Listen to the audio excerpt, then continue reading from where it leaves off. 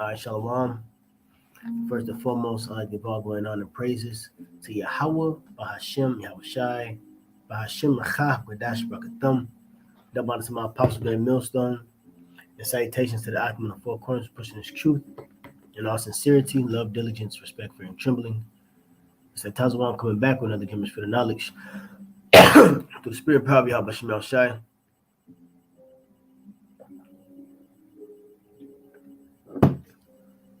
The bottom to the apostle, Great Millstone. Salutations to the Ackman of Four Corners, pushing his truth in all sincerity, love, diligence, respect, fear, and trembling. All right, now, and you brothers and sisters can see on the screen this video. Came across this video. Actually, brother had posted something dealing with this video. You know what I'm saying? So I just, went to check it out. So I'm at the 15-minute mark. And basically what Captain Tazaryach is saying is that the situation in Hosea, the first chapter, was symbolic, was a parable when Hosea went to go get a woman from whoredoms. Okay, he laid down with the harlot and had children by a harlot. And ultimately that was to symbolize Israel playing the harlot. Okay, because remember Jeremiah, let's get there real quick. Jeremiah 6 lets us know that the nation of Israel is likened to a woman, right? This is Jeremiah 6:2. I have likened the daughter of Zion to a comely and delicate woman. Okay, so the symbolicness of what took place of Hosea getting the woman of whoredoms was because Israel played the harlot on the Most High. Okay, him being our husband, right?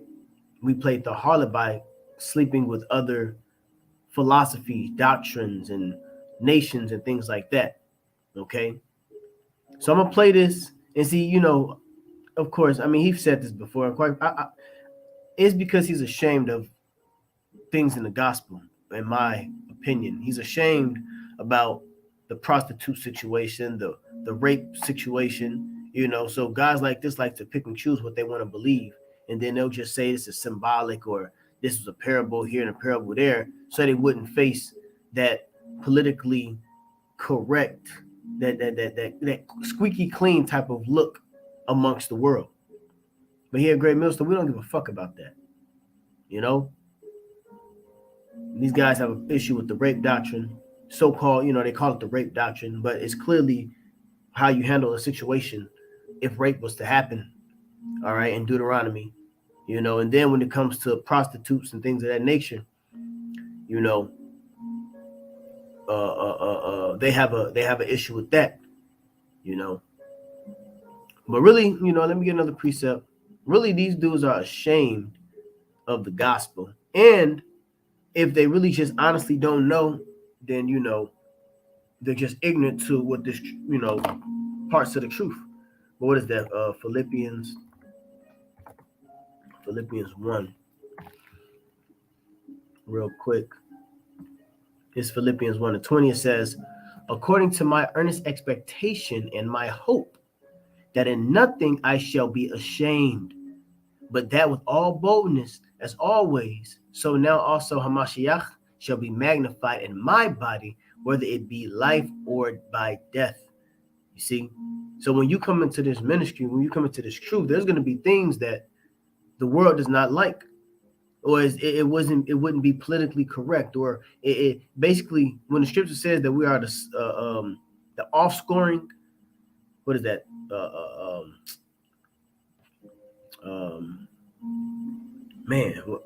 First, what is it? Corinthians 4:9, right? Let's see. And I'm gonna get to the topic. Just give me a second. Just feeling my way into this through the spirit. It says offscoring, I believe. Right? We are weak, we are despised. even into this present hour. We go hunger, naked, blah, blah, labors, suffer, being defamed, we treat. Here we go. It says, these are the things that you're gonna face when you come into this truth. Okay, these different things here, but I just want to jump to verse 13. Being defamed. See, these guys are worried about being defamed when they come to when they see, this is why they be with these guys, right? The Black conscious community, with all these different platforms, because they want some type of fame. But see, here in the truth, if you're a real man of the Lord, you're going to be defamed. We accept that. You see, we are made as the filth of the world. See that? And are the offscoring of things unto this day. So we're basically like the bottom. If you're a prophet, you're supposed to be hated, not liked, okay, talked about. So these dudes, when they make their videos, see, they want this squeaky clean approach, But in all reality, is that there's a such thing as rape in the Bible, and there's a way to handle it, and there is a such thing of dealing with prostitutes. And a lot of these guys, I just asked you, PK, they're basically ashamed of what the gospel is really speaking about.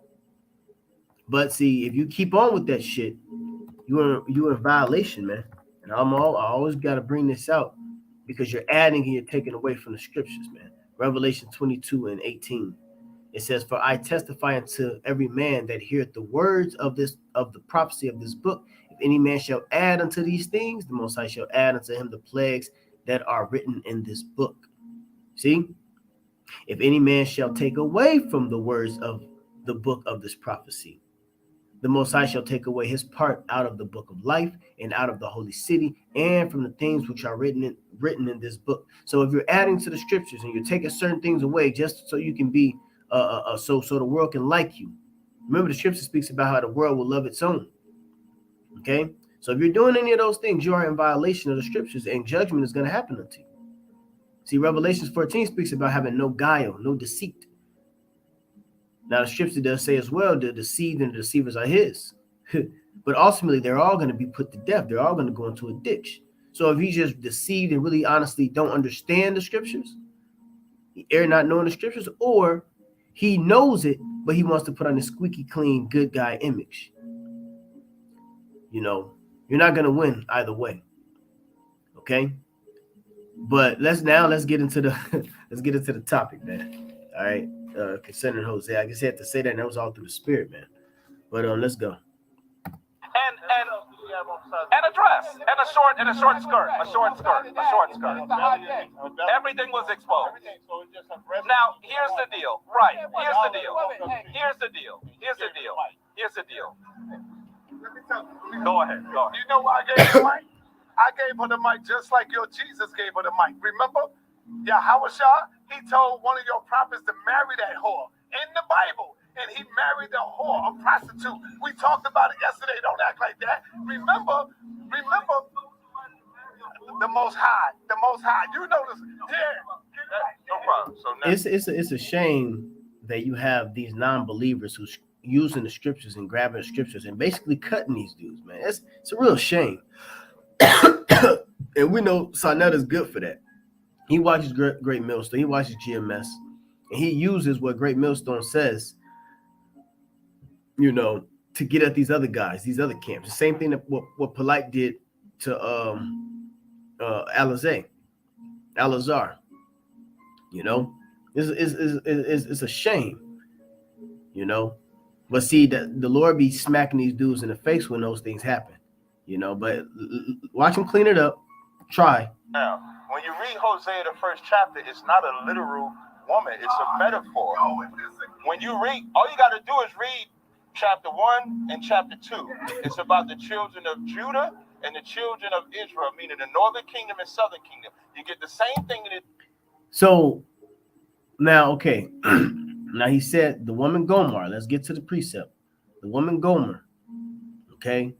Now this is dealing with the northern kingdom. Okay. So going to use this time to, bring out the truth of the northern and the southern kingdom and on how they went off. And this plays into the part of the gospel, right? When it speaks about the Gentiles, okay, which are the Israelites that was cast out. it was a real situation, okay, and it was symbolic for what was to happen to Israel, okay. So he said the woman Gomer wasn't a real woman; it was a metaphor. But let's see. I'll start from the first verse. The word of Hosea 1:1, the word of the Lord Yahweh that came unto Hosea, the son of Berai, in the days of Uzziah, Jotham, Ahaz, and Hezekiah, kings of Judah, and in the days of Jeroboam, the son of Joash, king of Israel. Okay. The beginning of the word of the Lord Yahweh by Hosea, and the Lord Yahweh said unto Hosea, go take unto thee a wife of whoredoms and children of whoredoms, from the land hath committed great whoredom, departing from the Lord. So he had to go take a woman from the whorehouse, so to speak, wife her, meaning lay down with her, and have children by her. Why? Because that's what Israel was doing to the Lord. They were laying down with other nations, taking on other customs, okay? And that's the reason why.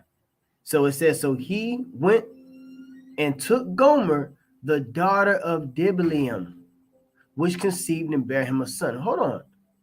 So if this was a metaphor, if this was a non-literal woman, why would it say that she's a daughter of someone, a daughter of Diblaim, if that's how you pronounce the name?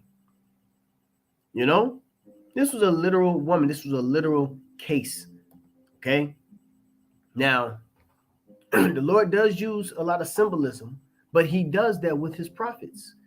Certain things that the prophets do, the Lord has a back meaning behind it.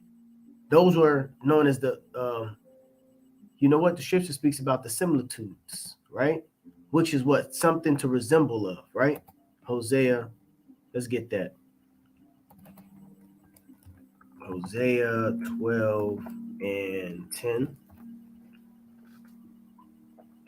Hosea 12 and 10. I have also spoken by the prophets, and I have multiplied visions and used similitudes by the ministry of the prophets. So the Lord uses his prophets to do certain symbolic things to that has a meaning to it in the future. Let's look up similitudes.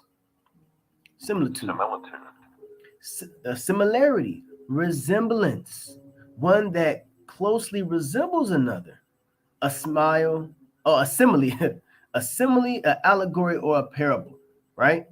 So what's going on in Hosea, the first chapter, is that, well, I'm going to read it again. Hosea 1 and 2, the beginning of the word of the Lord Yahweh by Hosea, and the word Yahweh said to Hosea, go take unto thee a wife of whoredoms and children of whoredoms, for the land hath committed great whoredom, departing from the Lord. This is why he told him to go get a woman of whoredoms, because the children of Israel were committing a spiritual fornication. Okay? They were committing spiritual fornication. So just like Hosea says, I have also spoken by the prophets, and I have multiplied visions and used similitudes by the ministry of the prophets. So the Lord uses certain allegories and certain things that the prophets would do to resemble something that's going to take place. Case in point, Isaiah, the 20th chapter. Okay, when Isaiah had to walk around 3 years naked, because this was a prophecy of Israel, who was in the land of Egypt and Ethiopia, to go into captivity naked. Okay, cast it out. So let's get to it. This is an example of, well, this is another example of Hosea, why he went to go get the woman of whoredoms. But here's another story on the Lord using similitudes by the way of the prophets. So it says, Isaiah 20 and 1, in the year that Tartan came unto Ashdod, when Sargon, the king of Assyria, sent him, which this is a real person that lived. They have, it's called the Akkadian dynasty. Okay, look it up. The Akkadian dynasty and their military, which was vicious as all hell. Okay, and it says, and fought against Ashdod and took it. Okay, it says at the same time spake the Lord Yahweh by Isaiah, the son of Amoz, saying, go and loose the sackcloth from off thy loins, and put off thy shoe from thy foot. And he did so, walking naked and barefoot. And the Lord Yahweh said,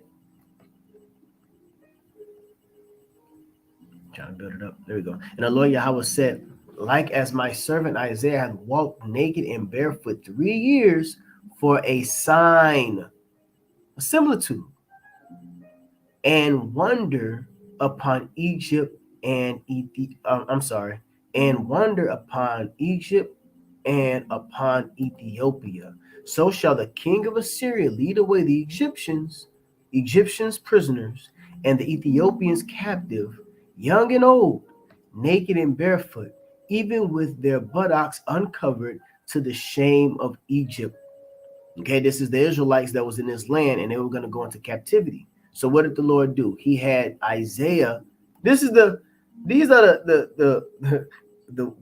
theatrics of the Most High, right? This is the theatrics of the Most High. You're going to walk around 3 years straight, barefoot and naked, okay? Because the prophecy is going to come to pass that Israel, that's what Israel is going to do when they get taken into captivity. Okay? That's what this is talking about. You know, in fact, there's a precept.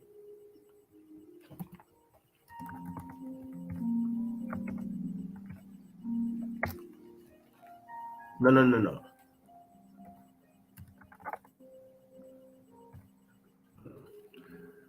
This is Isaiah, the 8th chapter, a believing remnant.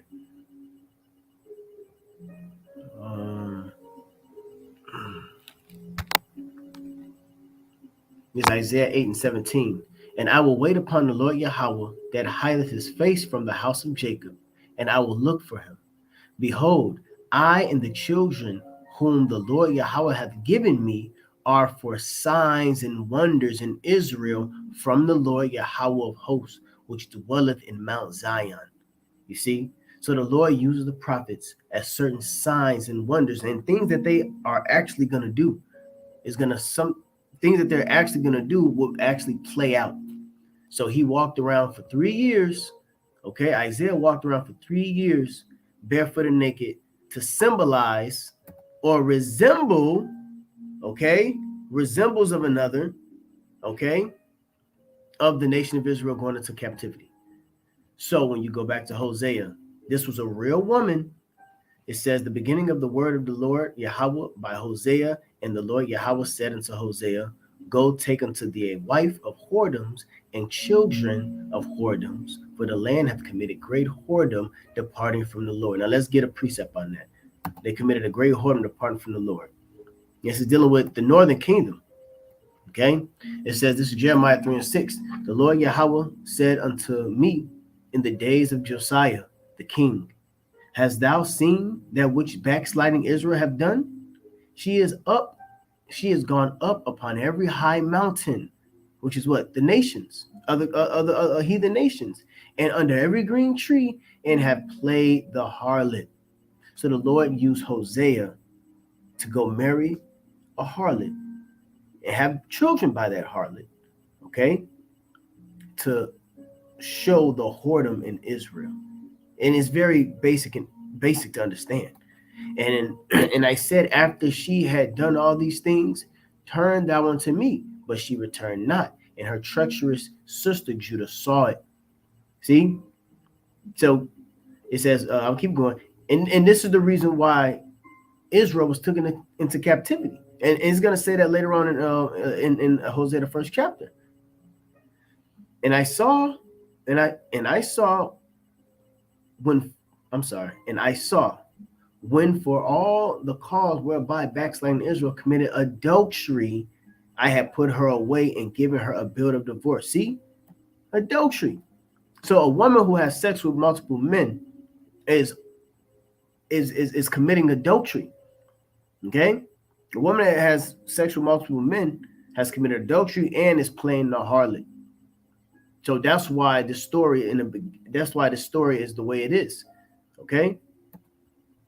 I had put her away and given her a bill of divorce. Yet her treacherous sister Judah feared not, but went and played the harlot also. Right, because Judah began to go off too. The whole northern kingdom, kings of the northern kingdom, they were really going to fuck off, and that's why, and that's another reason why the kingdom was rent. Okay, and you know what? In fact, there's another similitude. Okay, in First Kings, when Ahijah, the prophet, he rent the garment.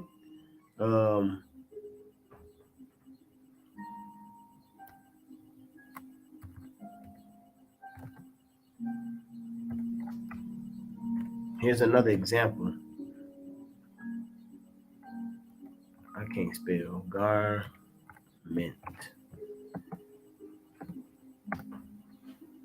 This is in First Kings. Yep, here we go.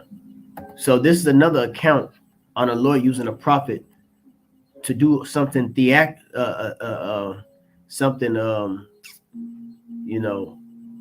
something symbolic to represent something that's going to happen in the future.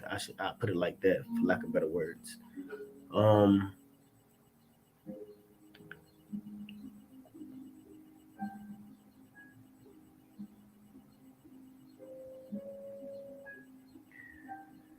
Let's just get to the point. We know the story of Rehoboam, Jeroboam. Okay. 1 Kings 11:29. And it came to pass, and if you don't know the story about Rehoboam and Jeroboam, that represents the northern and the southern kingdom. Okay, Rehoboam came from the tribe of Judah. Jeroboam came from the tribe of Ephraim. And what's going to happen in this passage is that this is when the beginning of the kingdoms of Israel was split into two kingdoms. It says, and it came to pass at that time when Jeroboam went out of Jerusalem, that the prophet Ahijah the Shilonite found him in the way, and he had clad himself with a new garment, and they two were alone in the field. And Ahijah caught the new garment that was on him and rent it in 12 pieces. And he said unto Jeroboam, take thee 10 pieces, for thus saith the Lord Yahweh, the power of Israel, behold, I will rend the kingdom out of the hand of Solomon and will give 10 tribes to thee.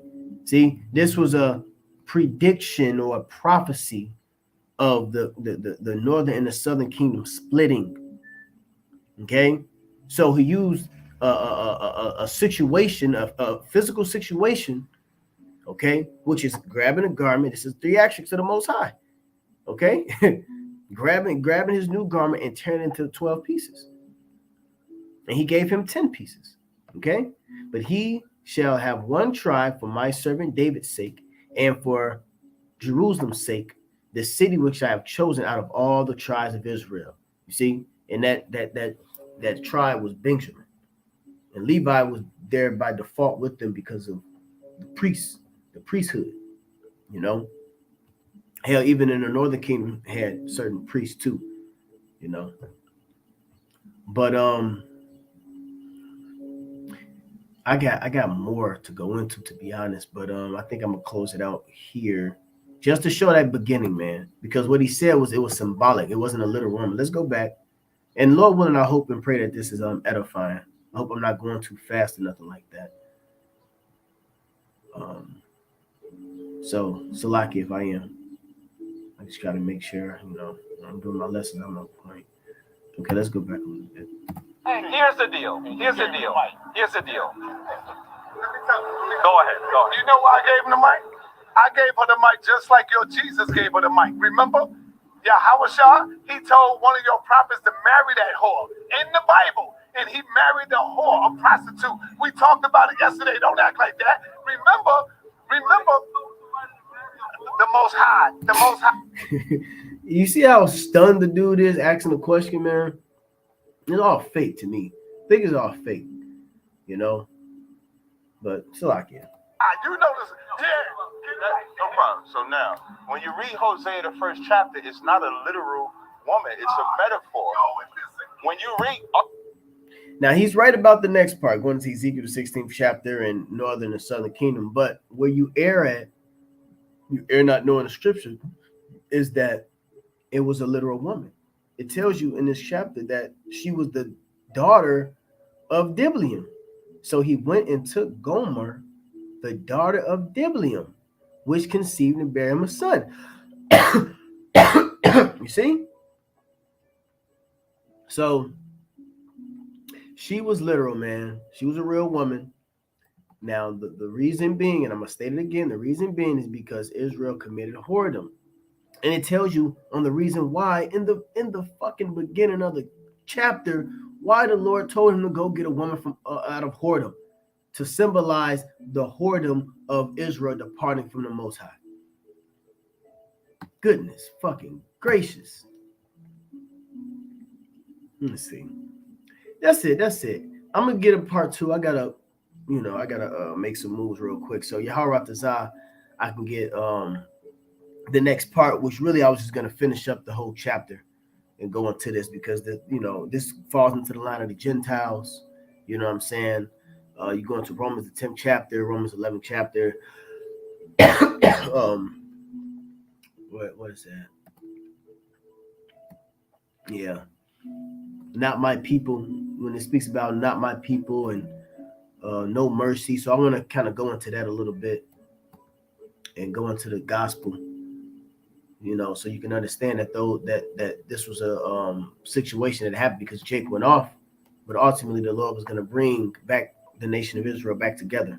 Okay.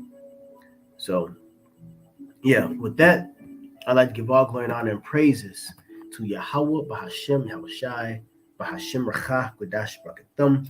Double honor to my apostle, Great Millstone. Salutations to the icon of four corners, pushing his truth in all sincerity, love, diligence, respect, fear, and truth. Abba, Shalom. I hope and pray that this was edifying.